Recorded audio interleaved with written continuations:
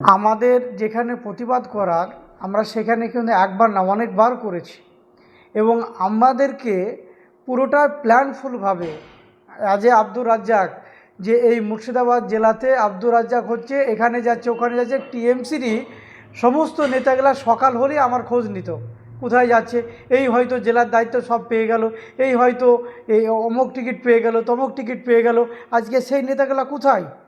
যে সমস্ত মুর্শিদাবাদের নেতাগুলা মানে যারা হচ্ছে মমতা বন্দ্যোপাধ্যায়কে অভিষেকে কান ভেঙে ভেঙে ভেঙে বা তাদের কাছে যে আব্দুর রাজ্জাকের বিরুদ্ধে যারা কথা বলেছিল এবং তাকে যাতে জেলাতে কণ্ঠসা করে রাখা হয়, তাকে যাতে কোনো ভালো জায়গাতে উনি যাতে না করতে পারে, সেই জন্য সবচেয়ে বেশি বা সবচেয়ে টিএমসি নেতাগুলো করেছিল।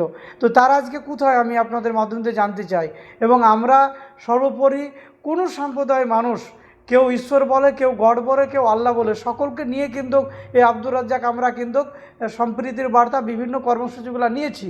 কিন্তু এই জেলাতে আমরা দেখলাম যখন এই বিধানসভা আসার আগে টিকিট পাবে তখন মনে হচ্ছে চারিদিকে হই হই বেজে গেছে একবারে, টিকিটের নিয়ে নিয়ে আর আইপ্যাক এয়ার ইন্টারভিউ নিচ্ছে।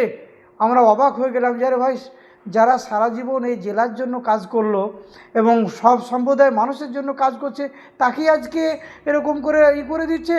তো আমি বলতে চাই যে যারা নিঃশ্বাসিকার যারা কর্মী, আগামী দিনে যারা এমএলএ হয়েছে আর যারা হেরে ঘরে ঢুকে গেছে তাদের তো দেখা পাওয়াই যাচ্ছে না। যারা হেরে গেছে তাদেরকে তো মানুষ যোগ্য জবাব দিয়েছে, তার সঙ্গে সঙ্গে যারা জিতেছে তারা কর্মীদের পাশে কতটুকু দাঁড়াচ্ছে। এই দাঁড়ানোগুলো আপনারা দাঁড়ান। এখন আপনাদের গ্রাম পঞ্চায়েত, পঞ্চায়েত সমিতি, জেলা পরিষদ সবই তো আপনাদেরই হাতে আছে। তো আপনারা সবাই মিলে সেখানে কর্মীদের পাশে দাঁড়ান।